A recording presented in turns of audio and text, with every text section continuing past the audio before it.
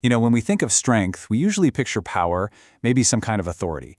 But what if real strength, true invincibility, looks completely different? What if it's about having no enemies at all? Today, we're going to step inside a high-stakes operating room to see what a surgeon's demeanor can teach us about a kind of power that has nothing to do with rank and everything to do with character. So let's really dig into this question. Forget about being the person who can't be touched or who always has the final word. We're exploring a whole different kind of strength here, one that actually stops conflict before it even begins and earns you respect that you never have to ask for. So to really get this, we're going to look at this fascinating case study. It's an observation from a junior professional watching two very different surgeons face the exact same crisis. And let me tell you, it reveals a powerful lesson in what leadership really looks like. So, picture this. In the middle of a crisis, you've got two leaders. On one side, there's the senior surgeon, who panics and immediately falls back on his authority. But on the other, you have this calm doctor. He might not be the highest-ranking person in the room, but his actions, they show a completely different and way more effective kind of leadership. Let's break down what this calm doctor actually does. When total chaos breaks out, he is an absolute pillar of stability. He doesn't just focus on his own job. He's actively managing the emotional temperature of the entire room. He's the one giving credit, changing his own style to make his partner more comfortable, and even saying, "That's my fault," for little things, just to keep things moving smoothly. See, his strength isn't his title. It's his ability to make everyone around him better. And this quote just nails it. The observer, who we're going to call the disciple, realized that the most incredible thing about him wasn't just his surgical skill. It was his power to calm down a panicking colleague and bring order back to the room, just with his presence. He literally makes other people feel capable and secure. Okay, so we've got this amazing role model, right? But the story doesn't stop there. Because right after seeing this, the disciple gets some brutally honest feedback from her own mentor. And this is where the lesson gets really, really personal. Her mentor, we'll call him the master, holds nothing back. He just lays it all out there. He tells her she comes across like the big boss, that she's impatient, and that she's intimidating. He even tells her she has a scary face, and her harsh critiques are making the team afraid of her. This has nothing to do with her technical skills. It's about the toxic vibe her attitude is creating. And this is that gut punch moment of clarity. She realizes he's right.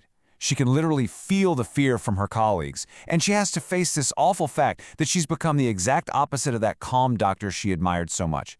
It's just a really humbling and, honestly, a very relatable moment of self-awareness. And then the master drops this bombshell, a stark warning.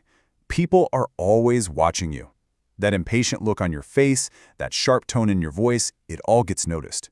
Your professional reputation takes years to build, but it can be absolutely shattered in a single moment of bad character. It takes something like 10 positive acts to undo the damage of just one negative one. So, how do you fix this? How do you go from being the intimidating professional to, the invincible one? This is where the master introduces a core principle, a concept that explains the calm doctor's power and completely reframes the whole idea of strength. The principle is called Nyanza Vodek, which translates to the benevolent are invincible. Now, this isn't about being some unbeatable warrior. It's about building a character that is so respectable, so genuinely admirable, that you just don't have enemies. Everyone becomes your ally. It's invincibility through friendship, not through force. Then the master breaks it down even simpler. What is benevolence? Nyantu. His definition is just beautiful. It's the active ability to bring joy to other people. It doesn't matter who they are. A senior colleague, a brand new intern, a patient. Your goal is to make them feel good, feel capable, and feel respected. And that really gets to the heart of it, doesn't it? True professional strength isn't about never making mistakes. It's about creating an environment where when things inevitably go wrong, the focus is on fixing the problem together without all that toxic blame and resentment. Okay, this all sounds great in theory, but how do you actually do it? Well, the master doesn't just leave the disciple with a nice philosophy. He gives her a concrete, actionable plan, a prescription, if you will. The challenge is for 21 days. Why 21? Well, that's kind of the classic time frame it takes to consciously build a new habit until it starts to feel automatic. It requires intense, focused effort, 24/7 for 3 solid weeks. So here's the 3-step prescription. First, observe. Find your calm doctor. Find that person in your life you really admire and just study them. Second, practice. You have to actively copy their behavior. Yeah, even stand in front of a mirror and practice their calm expression, their words. And third, this is the hardest part, eliminate. For 21 days straight, no blaming, no resentment, and no complaining. At all. And this brilliant quote from the master is exactly why that practice is so important. He's reminding her that our inner thoughts are always leaking out. That flicker of annoyance, that flash of resentment, it shows up on our face instantly, and it often has way more impact than anything we say. You can't just fake it. You have to actually change the thoughts behind it. So all of this leaves us with a final thought for your own life. Who's that role model at your job? The one who makes everyone around them better? And then, here's the tougher question. If you were to look in the mirror after a really stressful day, what would that reflection show you?